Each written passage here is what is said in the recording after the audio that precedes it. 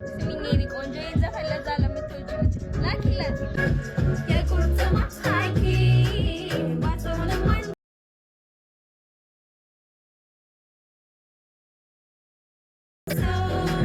የታመመ ልቤ ቢፈወሰው የቤታችን ሞገስ እንዳይገርመው ግርማ እመቤት ልቦ ሁነኛ ባወራ እመቤት ልቦ ሁነኛ ባወራ የታመመ ገላ እንደሻን መዳን የዘገየ ተጓዥ ለፈታን ፈተን አልኝ ፈተፈተኝ ወዳንተ ለመድረስ ህመሜ ባንተሽ ቢሆን የሚፈወስ የልቤ ቁም ነገር የልቤ